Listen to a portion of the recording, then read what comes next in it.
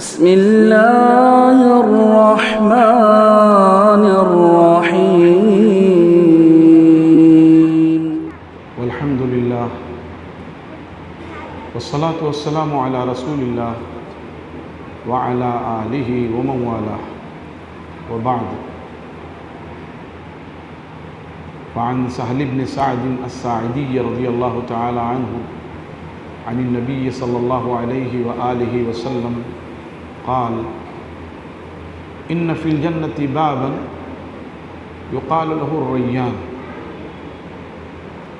يدخل منه الصائمون ولا يدخل منه أحد غيرهم، يقال يوم القيامة: أين الصائمون؟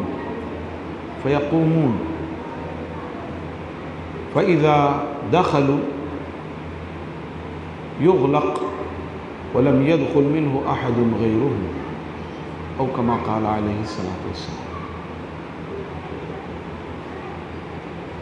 حدیث کے راوی سیدنا سہل بن سعد الساعدی رضی اللہ عنہ، جو بیعت عقبہ ثانیہ میں انصار کے 12 نقیبوں میں سے ایک تھے،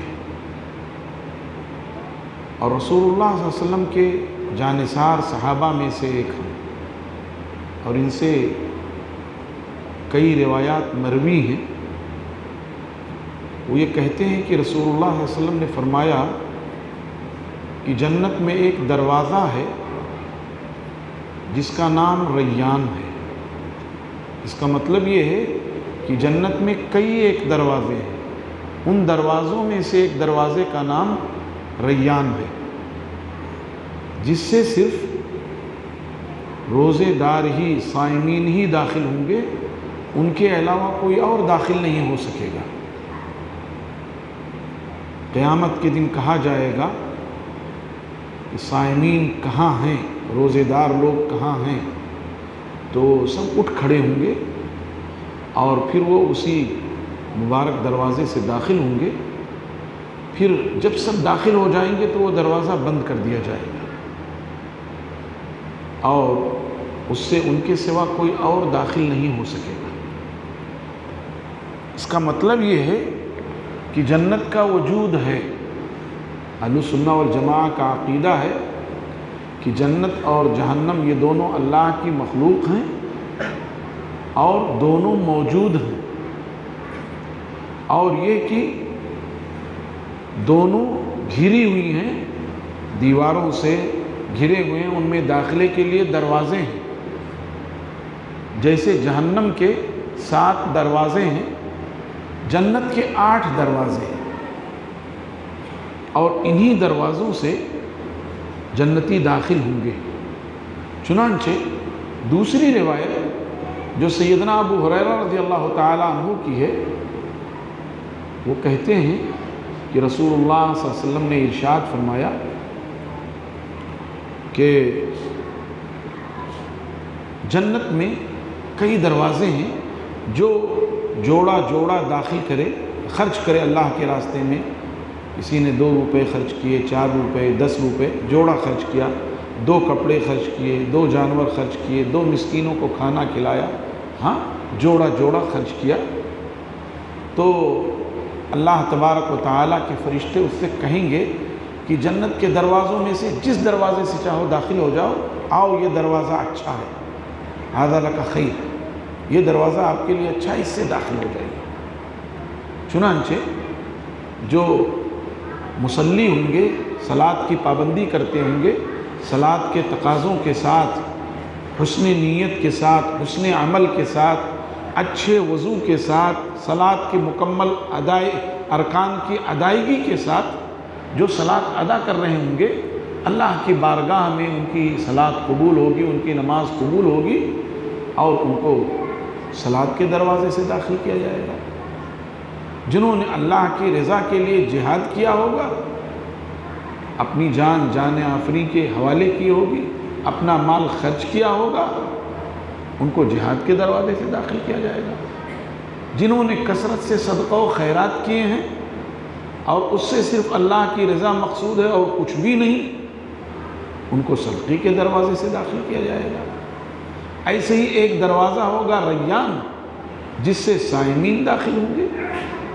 ایسے ہی زکوٰۃ کی ادائیگی جو اچھے انداز میں کرتے ہیں، زکوٰۃ کا دروازہ ہے۔ ایسے ہی جو نیکی کے کام کرتے ہیں بڑھ چڑھ کر کے، بر کا ایک دروازہ ہے۔ تو اس سے پتہ چلا کہ جنت کے مختلف دروازے ہیں اور ان کے نام ہیں، جیسے باب الصلاح، باب الزکوٰۃ، باب الصدقہ، باب الریان، باب البر، ایسے ہی مختلف دروازے۔ تو ریان سے یہ روزے دار داخل ہوں گے۔ یہ روزے داروں کی جہاں صوم کی فضیلت ہے، وہیں صائمین کی فضیلت ہے کہ اللہ تبارک و تعالی انہیں ساری مخلوقات سے الگ کر کے داخل فرمائے گا، ساری مخلوقات سے الگ کر کے داخل فرمائے گا۔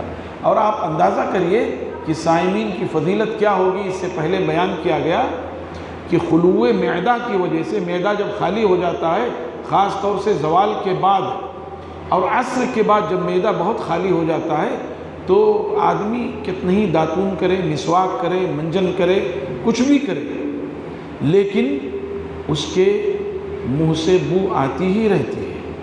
لیکن وہ بو اللہ تبارک و تعالیٰ کے یہاں مشک سے زیادہ محبوب ہوگی۔ اندازہ کیجئے کہ اللہ کے رسول صلی اللہ علیہ وسلم نے فرمایا کہ مجاہد کا خون جب روئے زمین پر گرتا ہے تو یہ خون کا قطرہ اللہ تبارک و تعالیٰ کے یہاں زمین پر پہنچنے سے پہلے مقبول ہو جاتا ہے، اور مجاہد کے خون کا قطرہ اللہ تعالیٰ کے یہاں مشک کی طرح خوشبودار ہوتا ہے۔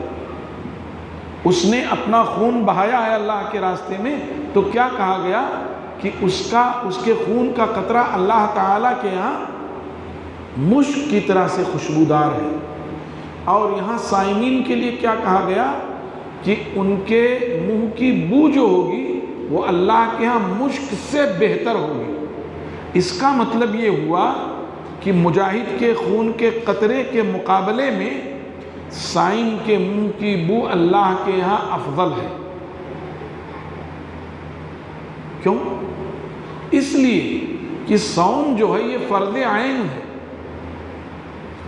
عاقل بالغ مسلمان پر صوم فرض عین ہے، لیکن جہاد جو ہے وہ فرض کفایہ ہے۔ جہاد فرض کفایہ ہے۔ مسلمانوں کے ایک طبقے نے جہاد کیا تو سارے مسلمانوں کی طرف سے کافی ہے، لیکن مسلمانوں کا اگر ایک طبقہ روزہ رکھتا ہے تو سارے مسلمانوں کی طرف سے کافی نہیں ہے۔ بہت سارے نامراد لوگ ہیں جو یہ بابرکت مہینہ پاتے ہیں اور عذر تلاش کر کے روزہ نہیں رہتے۔ بہت سے لوگ ہیں، ظاہر ہے کہ ایسے محروم القسمت لوگ ہیں، ان کے حق میں سید کائنات صلی اللہ علیہ وسلم نے بد دعا کی ہے اور سید الملائکہ نے آمین کہا ہے۔ تو فرشتوں یعنی روزے کی اور روزے دار کی عظمت اس سے ثابت ہوتی ہے کہ اس کے منہ سے جو بو نکلی ہے، حالانکہ وہ بو کو دور کرنے کے لیے بار بار کلی کرتا ہے، اور اس کے کلی کرنے سے اس کے روزے پر کوئی فرق نہیں پڑتا۔ ہاں احتیاط کرے وہ کہ بہت زیادہ مبالغے کے ساتھ کہ کہیں پانی اس کے حلق میں نہ چلا جائے، یہ احتیاط کرے۔ لیکن اگر اچانک چلا بھی گیا، اس کے حلق میں کلی کیا، اس نے کلی کے لیے پانی منہ میں لیا اور وہ پانی حلق میں چلا گیا، تو اس سے کوئی فرق نہیں پڑتا ہے، نہ تو اس سے اس کا صوم فاسد ہوتا ہے اور نہ ہی اس کی روزہ قضا ہوتی ہے، کچھ نہیں ہوتا۔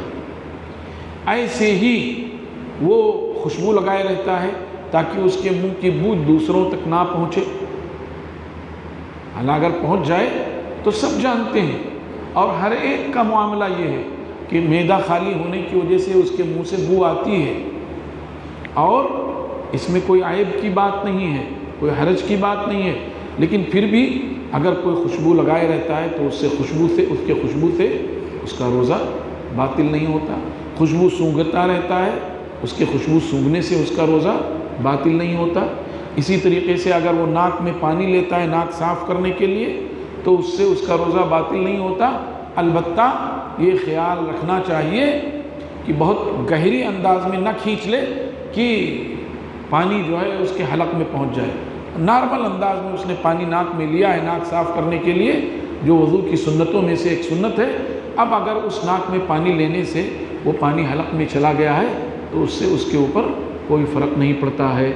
بہرحال یہاں مقصود یہ تھا کہ اللہ تعالیٰ نے صائمین کی تکریم کی ہے، اسپیشل ان کے لیے ایک دروازہ خاص کر دیا ہے، اس دروازے سے ان کے سوا اور کوئی جا نہیں سکتا ہے۔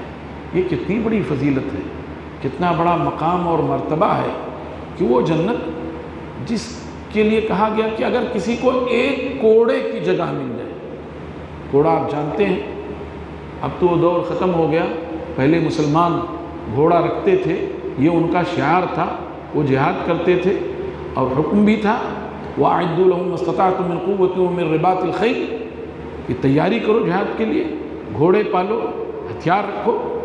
تو گھوڑے پالتے تھے، اس گھوڑے پالنے کے لیے ایک چابک رکھتے تھے، گھوڑے کو مارنے کے لیے کوڑا رکھتے تھے۔